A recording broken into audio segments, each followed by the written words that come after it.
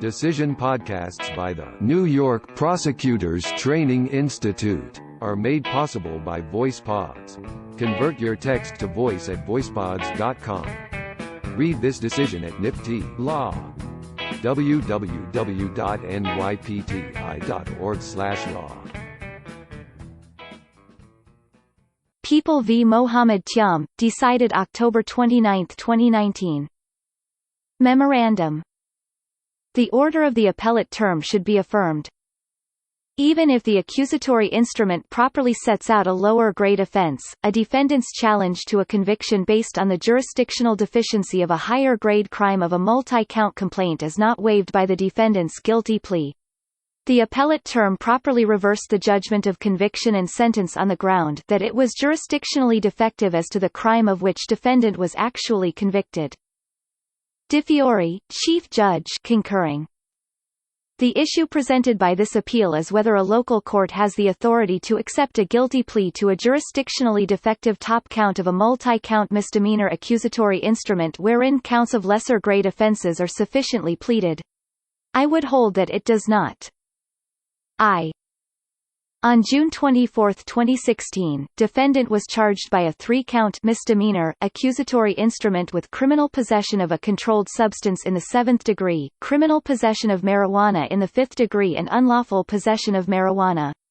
In the accusatory instrument, the arresting officer alleged, based on his personal knowledge, that at about 3:30 p.m., at the southwest corner of Broadway and West 29th Street in the county and state of New York, the defendant knowingly and unlawfully possessed a controlled substance, and the defendant knowingly and unlawfully possessed marijuana in a public place and such was burning or open to public view. In support of the marijuana counts, the officer alleged that he knew the substance was marijuana based on his training and experience, as well as the odor, the packaging, and a field test. In support of the criminal possession of a controlled substance count, the officer alleged he recovered 8 pills from the right front pocket of defendant's pants and that he recognized the pills as oxycodone based on his professional training and prior experience in making drug arrests.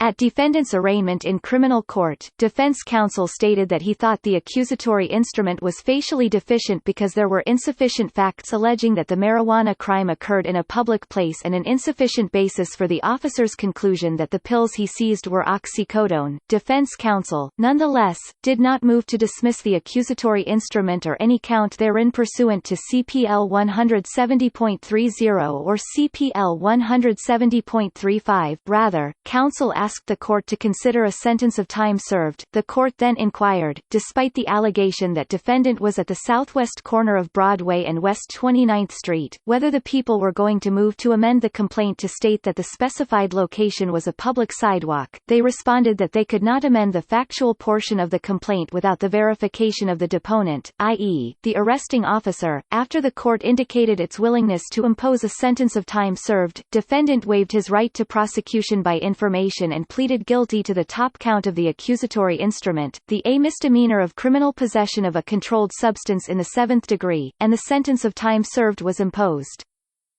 On appeal, defendant sought dismissal of the accusatory instrument on the basis that it was jurisdictionally defective due to insufficient factual allegations in violation of CPL 100.40. Despite his failure to seek dismissal in the court of first instance, the appellate term reversed, holding that the misdemeanor complaint was jurisdictionally defective because the arresting officer's allegation that he believed the pills in defendant's possession were oxycodone was conclusory and insufficient to establish reasonable cause to believe that defendant was guilty of criminal possession of a controlled substance in the 7th degree. The court, rather than remanding the case to the local court for further proceedings on the valid counts of the accusatory instrument, dismissed the entire instrument, as a matter of discretion in the interest of justice, observing that, since defendant had completed his sentence, there would be no penological purpose served by such a remand.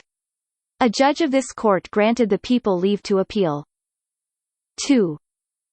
A local court accusatory instrument consists of two parts, an accusatory part containing the legal allegations of the offences charged, concededly sufficient in this case, and a factual part that is the focus of this appeal. To pass muster as a legally sufficient accusatory instrument, the sworn factual allegations in the instrument combined with supporting depositions must provide reasonable cause to believe that the defendant committed the offence charged in the accusatory part of such instrument. The allegations in the factual portion must be in substantial compliance with the requirements of CPL 100.15, in that the allegations must provide facts of an evidentiary character supporting or tending to support the charges. The test for facial sufficiency is, simply, whether the accusatory instrument failed to supply defendant with sufficient notice of the charged crime to satisfy the demands of due process and double jeopardy. A misdemeanor accusatory instrument that fails to state a crime or fails to recite each element of the offense is jurisdictionally defective, and a guilty plea does not waive the right to challenge the accusatory instrument on this ground for the first time on direct appeal. However, a defendant who elects to plead guilty forfeits the right to appellate review of any non-jurisdictional defects in the proceedings, quoting People v. Fernandez. Since a voluntary and knowing guilty plea generally removes the issue of factual guilt from a case, issues that do not impact the jurisdiction of the court or impinge on rights of constitutional dimension do not survive the entry of the judgment. Notably, in the felony context, a defendant's guilty plea waives any argument as to the sufficiency of the evidence presented to the grand jury. Further, an indictment is facially jurisdictionally defective only if it fails to effectively charge the defendant with the commission of a particular crime, i.e., if the acts alleged do not constitute an offense or if the indictment fails to allege a material element of the crime. Where a local court accusatory instrument containing factual allegations of every element of the crime contains only conclusory factual allegations of an item of contraband, such as an illegal drug or weapon, we have held that the conclusory description of the contraband is a jurisdictional defect. Specifically, the conclusory allegations are considered insufficient to satisfy the requirement for factual allegations of an evidentiary character. Here, defendant waived prosecution by information, and our review is limited to reviewing the sufficiency of the misdemeanor complaint under the reasonable cause standard. In People v. Drayden, although we observed that the distinction between jurisdictional and non-jurisdictional defects is between defects implicating the integrity of the process, and less fundamental flaws, such as evidentiary or technical matters, we held that the arresting officer's conclusory allegations that the weapon in defendant's possession was a gravity knife was a violation of the reasonable cause requirement amounting to a jurisdictional defect. On the other hand, in Aragon, we held that the officer's observation of metal knuckles, an object whose character was evident on its face, did not require the officer's allegation that professional skill or expertise supported the conclusion. On this appeal, the people do not challenge the appellate term's conclusion that the arresting officer's allegation, based on his professional training and experience as a police officer, of a reasonable belief that the 8 pills recovered from defendant's right front pants pocket were oxycodone, was facially insufficient. Clearly, where the defendant has waived prosecution by information and therefore has assented to the more lenient reasonable cause standard, these legal and factual allegations are sufficient to particularize the crime charged and protect against a constitutional double jeopardy violation. Given that the people are not contesting the insufficiency of the A misdemeanor count, we have no basis to review that determination and, instead, address the people's argument that, because there was a jurisdictionally sufficient B misdemeanor count in the multi-count accusatory instrument, the court could accept a plea bargain whereby defendant enters a guilty plea to an insufficiently pleaded misdemeanor count of higher grade. First, defendant's novel argument that his conviction was jurisdictionally defective because the local court lacked subject matter jurisdiction over the offense for which he was convicted is without merit. The jurisdiction of the New York City Criminal Court is established in the state constitution. The Court of City-wide Criminal Jurisdiction of the City of New York shall have jurisdiction over crimes and other violations of law, other than those prosecuted by indictment. Here, the plea court had jurisdiction of the offense charged and acquired jurisdiction of defendant's person by the filing of a complaint and an appearance by defendant. The more apt question is whether the legally sufficient B misdemeanor count in the same accusatory instrument provided the court of first instance with authority to accept a plea bargain to an invalid count of a higher grade offense, which the appellate term found was never legally charged. 3. In New York, felony prosecutions are subject to express constitutional procedural restrictions pursuant to Article 1, Section 6 of the state constitution, as well as legislatively enacted procedures set forth in the CPL. By contrast, procedures for local court accusatory instruments are legislatively delineated in the CPL, and, quite importantly, criminal defendants also enjoy Sixth Amendment protections, including the right to a jury trial for felony and other serious crimes, including Class A misdemeanors. Defendants, in waiving guaranteed rights and entering counseled guilty pleas in exchange for favorable sentences, are not without recourse in narrow circumstances to raise for the first time on appeal fundamental defects in the plea process which are clear on the face of the record. It is axiomatic that when a defendant waives the fundamental right to a jury trial, due process demands that the waiver be knowing and voluntary. Equally so, plea bargaining presupposes fairness in securing agreement between an accused and a prosecutor, and the adjudicative element inherent in accepting a plea of guilty must be attended by safeguards to ensure the defendant what is reasonably due in the circumstances.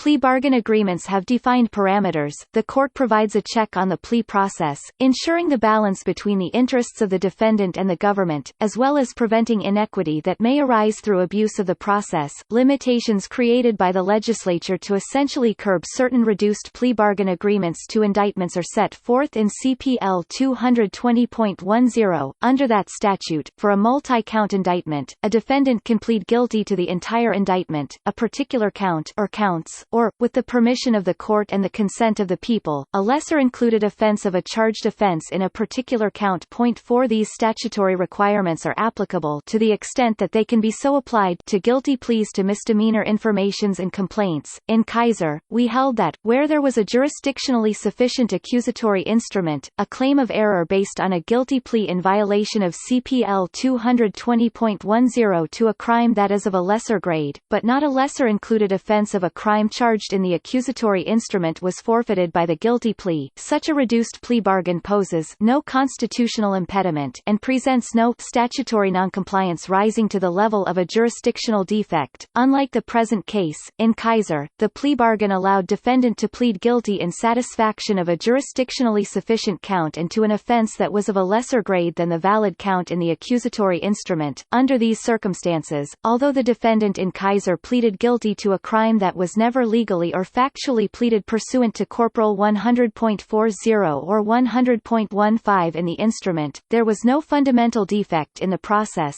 as he was lawfully charged with a higher crime and thus no jurisdictional impediment to the court's acceptance of that plea bargain to a lesser offense.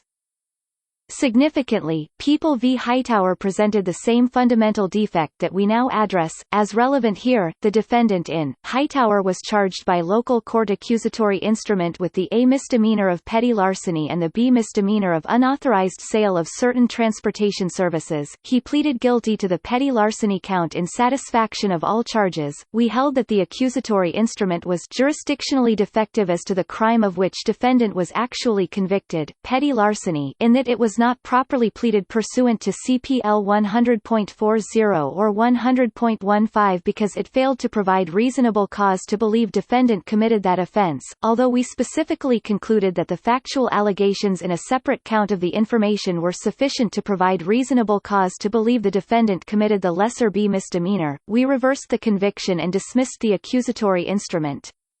While we did not specifically state that the validly pleaded B misdemeanor count could not serve as the basis for the court to accept a guilty plea to the defective, higher grade A misdemeanor count, that is the import of the reversal of the conviction. 5 and that conclusion is in keeping with our prior precedent that a defendant must be legally charged in the accusatory instrument with a crime of a higher degree than an offense which was not legally charged and for which the guilty plea is entered. Indeed, we have upheld the validity of a bargain for guilty plea to a technically non-existent offense, attempted manslaughter in the second degree, where the plea was taken in satisfaction of an indictment charging a crime carrying a heavier penalty. In such case, there is no violation of defendant's right to due process. Stated otherwise, where the defendant seeks to resolve a misdemeanor action by a reduced plea bargain and agrees to plead guilty to a lesser offense as part of a bargain which was struck for his or her benefit, there is no jurisdictional or constitutional invalidity in the plea to a technically non-existent offense in satisfaction of a valid charge, although there would be a statutory invalidity in felony cases. Determinatively to the case at hand, we have held that a court does not have the authority to accept a guilty plea to a count that is of a higher grade than any valid count in the accusatory instrument. We have only considered this fundamental defect in the framework of a felony prosecution. In concluding that it is a jurisdictional defect in that context, we observed that the protections of Article 1, Section 6 of the state constitution relating to the court's authority to try felony offenses only upon a grand jury indictment is not a limitation directed to the courts, but rather to the state, and its function is to prevent prosecutorial excess. Similarly, a defendant cannot plead to a count in a superior court information that charges an offense of a higher grade than an offense charged in the felony complaint for which the defendant was held for the action of the grand jury and waived prosecution by indictment. Although misdemeanor prosecutions are not governed by that state constitutional provision, they can certainly implicate Sixth Amendment protections and our state due process concerns, as the waiver of the jury trial must be knowingly and voluntarily entered. Accordingly, there is no cognizable basis to disregard the same fundamental unfairness presented by such lopsided plea bargains, where a defendant is actually pleading guilty to a greater crime than that legally charged by the state. Nor is there any reason to ignore public policy concerns of prosecutorial overreaching in a criminal action commenced by a local court accusatory instrument. Akin to Kaiser, the question ultimately presented is whether, despite the court's jurisdiction over defendant's prosecution, the authority to accept the guilty plea was subsequently abrogated based on the guilty plea to an offense of a higher grade than any jurisdictionally sufficient count in the accusatory instrument. The answer is yes, the court's authority was abrogated by its acceptance of a guilty plea to a misdemeanor that was not properly charged by the people in the accusatory instrument in violation of defendant's right to due process. A guilty plea to a defective top count of a multi-count misdemeanor complaint, without an equal grade offense properly pleaded, lacks the hallmarks of essential fairness and amounts to an unfair bargain. It is well settled that plea bargaining is a vital part of our criminal justice system. In addition to permitting a substantial conservation of prosecutorial and judicial resources, it provides a means where, by mutual concessions, the parties may obtain a prompt resolution of criminal proceedings with all the benefits that inure from final disposition. This process is typically a mutually beneficial exercise and, as a result, a defendant forfeits the right to appellate review of most flaws in the process after receiving the benefit of the bargain struck by the parties. However, defendant's guilty plea to a higher grade offense than any offense legally charged in the accusatory instrument is not a bargain struck for his benefit, does not comport with due process, and negatively impacts the basic fairness of the criminal justice system.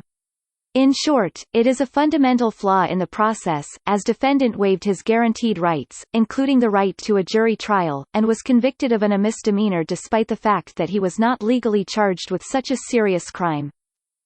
There is a legitimate concern that defendants charged in multi-count local court accusatory instruments should not be able to thwart the system by obtaining a swift and favorable plea agreement, only to belatedly raise a jurisdictional challenge on direct appeal to the sufficiency of the factual allegations of one count in the instrument in order to seek a dismissal by the intermediate appellate court of the whole instrument in the interest of justice, as the legislative scheme strongly favors an amendment of factual allegations of the defective count, as opposed to dismissal of the entire proceeding. It is worth restating that the alleged pleading defects were brought to the parties' attention in this case, whereupon the people noted that they were unable to amend the accusatory instrument to cure the defect in the absence of the deponent before the plea was quickly entered and sentence imposed. To avoid such gamesmanship, the proper corrective remedy, plainly afforded by CPL 470.55, is a remittal to the trial court for further proceedings on the accusatory instrument. The criminal action is then restored to pre-pleading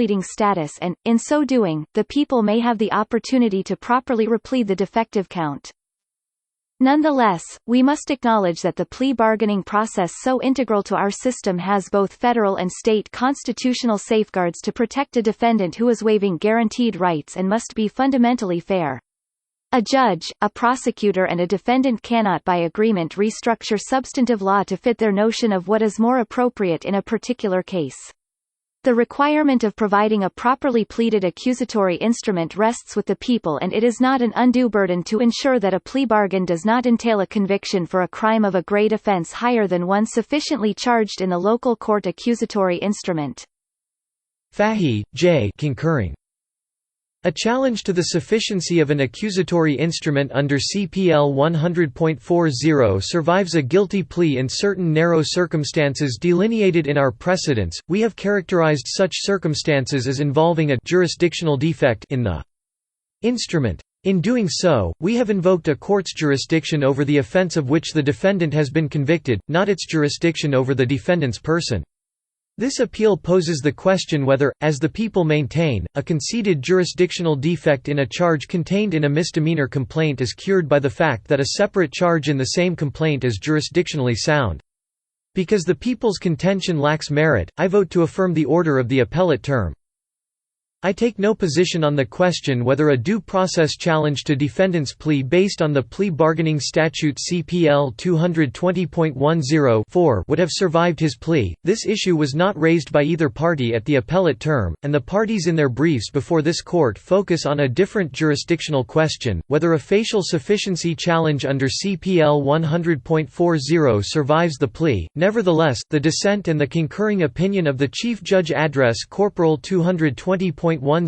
This is contrary to the normal practice of this court, in making and shaping the common law having in mind the doctrine of stare decisis and the value of stability in the law. This court best serves the litigants and the law by limiting its review to issues that have first been presented to and carefully considered by the intermediate appellate court. Moreover, the concurrence ignores the well-established principle of construction and interpretation that ordinarily a court will not pass on a constitutional question if there is any other way of disposing of the case.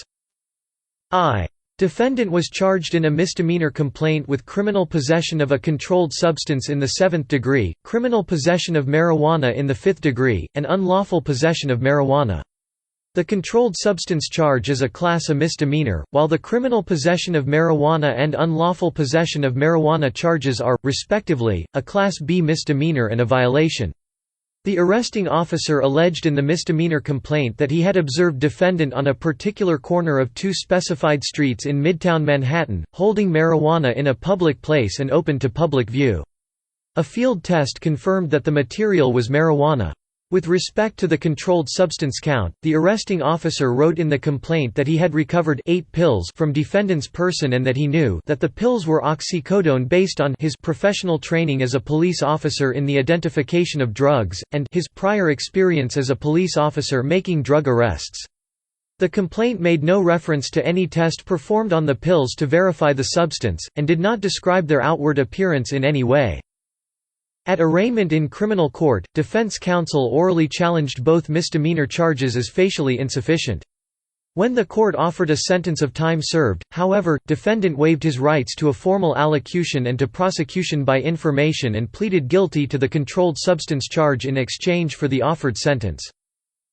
Defendant appealed his conviction, arguing that the misdemeanor complaint was jurisdictionally defective with respect to the crime of conviction because it failed to establish reasonable cause to believe that he had possessed oxycodone, rather than pills of some other kind. The complaint did not allege any facts regarding the packaging, appearance, or identifying characteristics of the pills to supplement the officer's statement about his training and experience, and was therefore insufficient to establish reasonable cause. Defendant also challenged the criminal possession of marijuana charge, on the ground that it failed to make out the public nature of the place of possession within the meaning of former Penal Law Section 221.10 and Penal Law Section 240.00 Defendant did not claim that his guilty plea was in violation of CPL 220.10, the statute that governs plea bargaining. In response, the people argued that the controlled substance and criminal possession of marijuana charges were both facially sufficient. The people also maintained that the misdemeanor complaint was jurisdictionally valid as a whole because, even conceding a substantial defect in the controlled substance charge, the criminal possession of marijuana count was sufficient. The appellate term reversed the judgment of conviction and sentence, based on the jurisdictional deficiency of the controlled substance charge. The appellate court concluded that the arresting officer presented nothing more in the accusatory instrument than a conclusory statement that he used his experience and training as the foundation in drawing the conclusion that he had discovered illegal drugs, and failed to state any facts relied upon by him in reaching the conclusion that the substance seized was an illegal drug. Quote, "A judge of this court granted the people leave to appeal." 2. It is well established that a valid and sufficient accusatory instrument is a non-waivable jurisdictional prerequisite to a criminal prosecution. Defendant waived his right to be prosecuted by misdemeanor information, making the facial sufficiency of the charges against him reviewable under the standard applicable to a misdemeanor complaint. The factual part of a misdemeanor complaint must allege facts of an evidentiary character demonstrating reasonable cause to believe the defendant committed the crime charged. A violation of the statutory reasonable cause requirement survives a guilty plea if the accusatory instrument fails to supply defendant with sufficient notice of the charged crime to satisfy the demands of due process and double jeopardy. For example, a misdemeanor complaint is jurisdictionally defective to the extent that, in describing the arresting officer's conclusion that defendant possessed a particular illegal substance or weapon, it fails to give any support or explanation whatsoever for the officer's belief. Such a jurisdictional challenge is not waived by a guilty plea. The people concede before this court that the violation of the reasonable cause requirement in the controlled substance count, if evaluated on its own, rises to the level of a jurisdictional deficiency. 2 Instead, they assert that the appellate term erred in reversing the judgment of conviction and sentence solely on the basis that the charge of conviction was jurisdictionally defective. The people maintain that the accusatory instrument as a whole was sound and defendant's conviction should be reinstated because the instrument contained at least one facially sufficient misdemeanor charge, i.e., fifth-degree criminal possession of marijuana. For the reasons set out below, I reject the people's contentions and, along with the other judges in the majority, I conclude that the appellate term made no error. 3. The reasonable cause requirement on which defendant based his challenge to the controlled substance charge is contained in Criminal Procedure Law Section 100.40(4). A misdemeanor complaint or a felony complaint, or account thereof, is sufficient on its face if, along with one other condition, the allegations of the factual part of such accusatory instrument and or any supporting depositions which may accompany it, provide reasonable cause to believe that the defendant committed the offense charged in the accusatory part of such instrument. As the statute makes clear, a defendant who is charged in a multi-count misdemeanor complaint may challenge the facial sufficiency of individual counts in the complaint, and the resulting judicial inquiry assesses whether the challenged counts are, when considered singly, facially sufficient. If a charge to which a defendant has pleaded guilty failed to supply sufficient notice of the basis for the charged crime to satisfy due process and double jeopardy, then upon appeal the accusatory instrument is considered jurisdictionally defective as to the crime of which defendant was convicted, and the corresponding judgment must be reversed. The defect in the individual charge is considered jurisdictional because it would be improper for any court to issue a judgment of conviction when there is a substantive deficiency in the cause of action. Here, the appellate term concluded that the controlled substance charge was jurisdictionally invalid and reversed the judgment of conviction and sentence based on defendant's plea to that charge. Contrary to the people's contention, it was proper for the court to reverse without considering whether a separate charge in the misdemeanor complaint was valid. The validity of a separate charge does not cure the invalid charge to which defendant pleaded guilty. Defendant did not claim that the misdemeanor complaint, as a whole, was so deficient that criminal court had failed to acquire control over his person at arraignment and could not commence a criminal action against him. Consequently, I cannot agree with the people that defendant's challenge to the misdemeanor complaint may be rebutted by showing that one of the charges against him was sufficiently pleaded.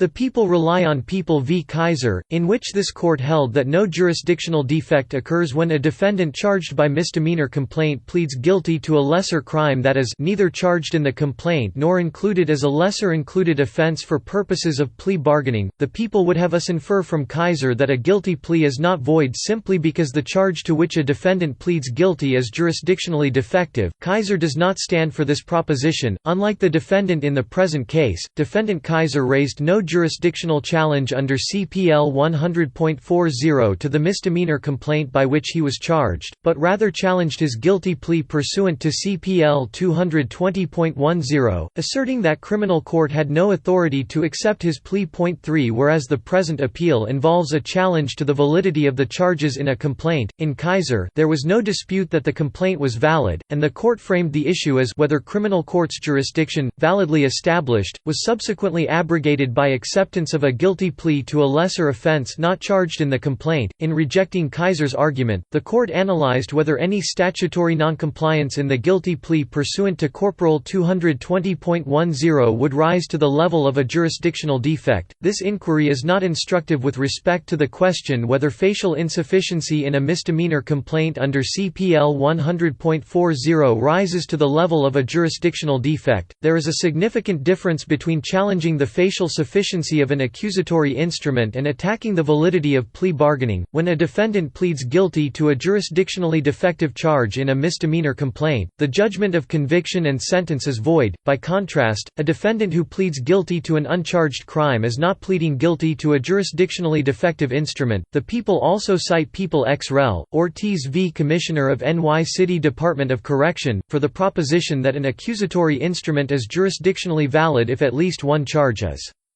valid. Ortiz interpreted CPL 170.70, and specifically the statute's reference to a defendant who has been confined, for a period of more than 5 days, without any information having been filed in replacement of a misdemeanor complaint. The court held that the statute contemplated an inquiry into whether at least one count in a misdemeanor complaint has been converted. For purposes of holding the defendant in custody, the significance of Ortiz is limited to the interpretation of the words any information. To the extent Ortiz has a wider import, it is that each count of an accusatory instrument is deemed as a matter of law to be a separate and distinct accusatory instrument. I do not draw the inference that one count in an accusatory instrument may validate a separate count.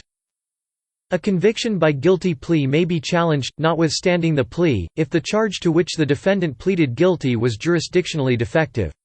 Whether another charge in the accusatory instrument was sufficient is immaterial.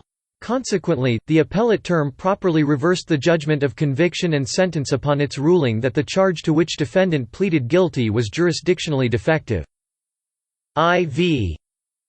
In light of my rejection of the people's contention that the jurisdictionally defective charge of conviction can be cured by the validity of another count, I would not decide whether the criminal possession of marijuana charge was adequately pleaded.